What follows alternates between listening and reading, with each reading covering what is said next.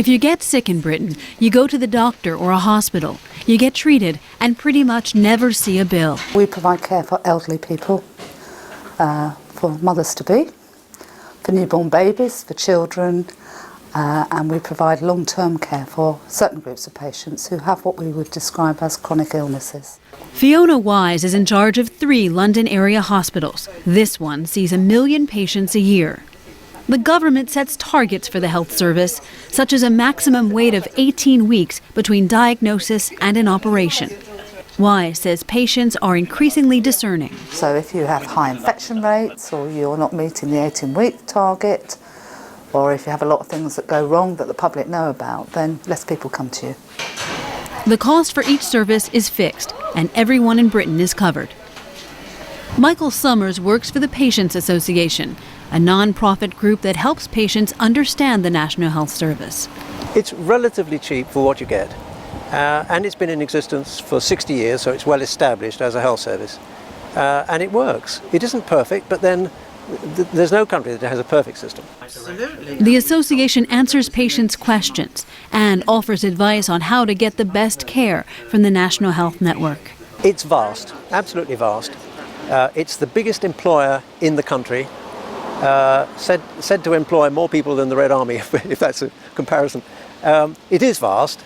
It costs an enormous amount of money, but of course it's funded from taxation and from the contributions made by patients.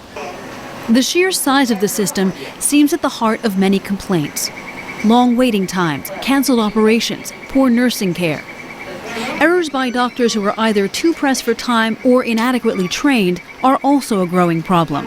Studies indicate up to 15% of all patients in Britain are diagnosed incorrectly or have ailments that are overlooked. While Britain's system means that everybody in the nation has health care, its critics say that some patients who need expensive or complicated treatment are left behind. Dr. Carol Sikora is a cancer specialist. 125 over 80. He says the problem with the system is that there is no national standard to determine what medications or treatments are available. Local healthcare trusts decide what's covered. Each of them have different philosophy about heart disease, about cancer, about mental illness, and so the services you get for whatever it is you need depends critically on where you live. We call this postcode prescribing.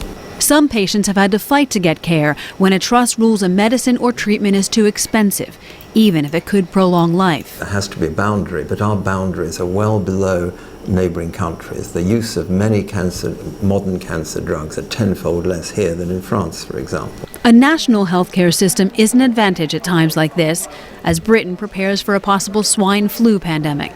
Liam Donaldson is the British government's chief medical advisor. We can, if necessary, be very centralised. We can get stockpiles of antivirals, we can distribute them to people, we can put a vaccine programme in place very quickly and get very high levels of coverage.